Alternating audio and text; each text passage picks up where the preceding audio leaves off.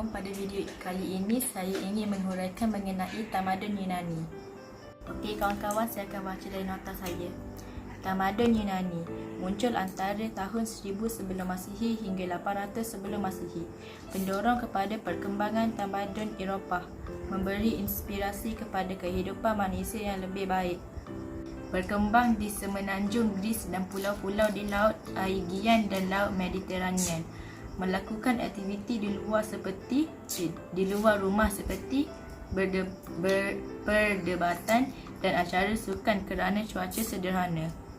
Masyarakat Yunani dikenali sebagai pelayar yang handal kerana lokasi berdekatan dengan laut. Terkenal dengan pembinaan negara kota iaitu polis. Polis berperanan sebagai ibu kota dan tempat tumpuan masyarakat. Polis ini merupakan gabungan antara bandar utama, bandar kecil dan kawasan kampung.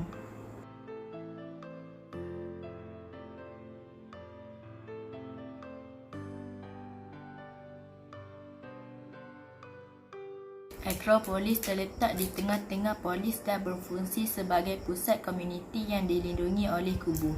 Setiap akropolis dibina pada lokasi yang strategik dari aspek keselamatan, pusat pentadbiran dan komuniti. Dilengkapi dengan rumah ibadat, bangunan kerajaan, istana dan rumah golongan bangsawan.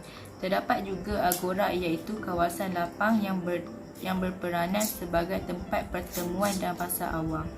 Penduduk dekat dengan akropolis lebih aktif dalam urusan negara berbanding dengan penduduk yang jauh dari akropolis.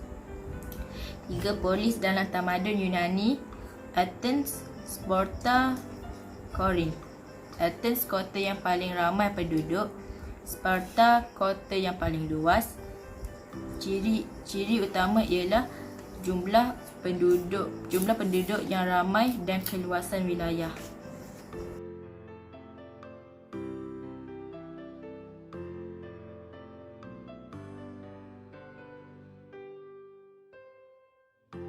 Setiap polis dianggap tanah suci, kurnian dewa, dan menjadi hak dan tanggungjawab setiap warga negara Yunani untuk menjaga kepentingannya. Perbezaan jumlah penduduk dan keluasan wilayah polis dalam tamadun Yunani.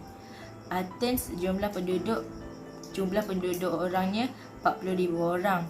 Keluasan wilayah pula 2,650 km persegi. Sparta jumlah penduduk 16,000 orang. Keluasan wilayah 8,400 km persegi. Corinth jumlah penduduk 10,000 orang. Keluasan wilayah 880 km persegi. Itu sahaja ulasan dari saya untuk tajuk tamadun Yunani. Sekian, terima kasih.